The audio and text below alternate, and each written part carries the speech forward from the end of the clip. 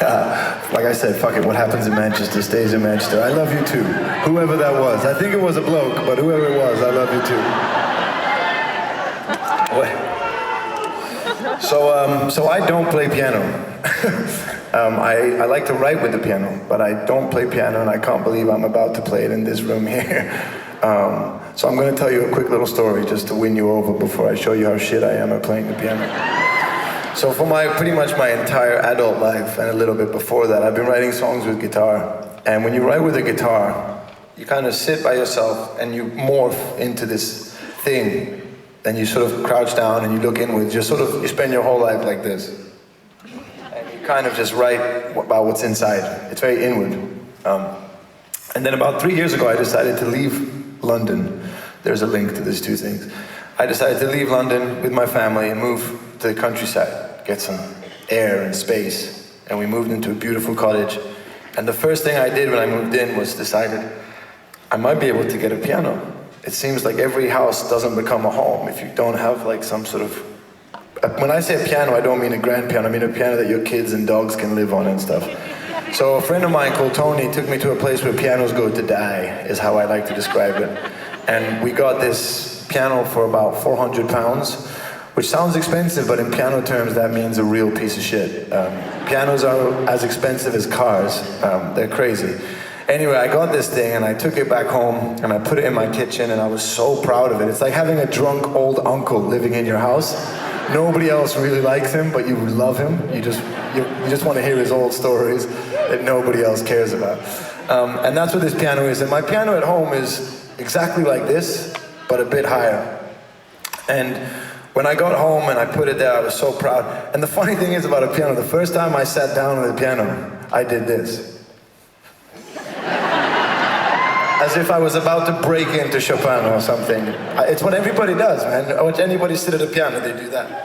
And they sit up really straight, as if the piano's about to say, come on, sit up straight. There's this respect you have for a piano. Anyway, I divert. But I was staring at this piano, and my piano at home is about that high, and there's this panel of wood just staring right back at me. And I was like, shit, what am I gonna do with this? And it suddenly reminded me of something. I went to Catholic school when I was a kid for about 3 years. And I remember I came from England and I moved to Switzerland and I went to this Catholic school and it was such a culture shock.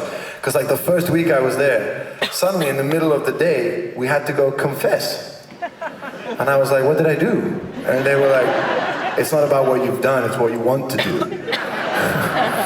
I was like, okay, fair enough, I should probably go confess. If you put it that way. So I went to this confessional booth as a sort of kid that had just come from London in a place where I didn't speak the language. There was a guy on the other side through a net, a priest, who was telling me I was talking to God, but I couldn't stop kind of laughing to myself that I was speaking to this wooden wall. And then I realized it was actually a wonderful moment. I got this chance to just talk to myself about the things I had done in life that I wasn't necessarily proud of, and things that I really didn't want to do. And there was something about that first day I sat down in front of my piano at home. This panel of wood in front of me just reminded me of a confessional booth when I was a kid. And I wrote this song. Giving it all away for nothing. Such a foolish thing to do. I'm always looking for that extra something. When my everything's you. 'Cause there's a fear that burns a fire in my soul. When I'm face to face with things I can't control.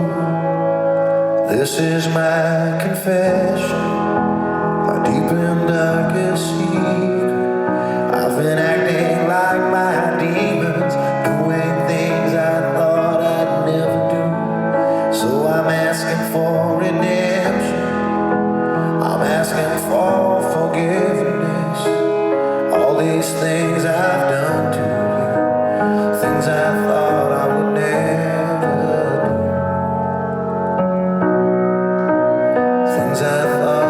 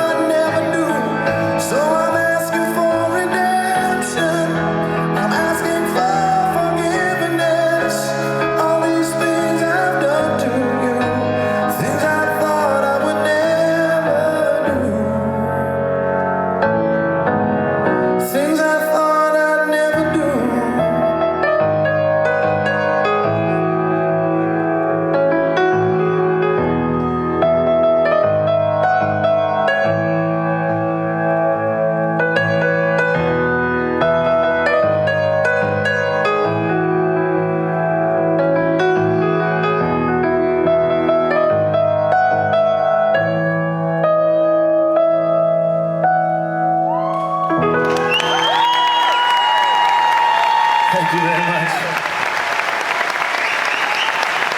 Thank you.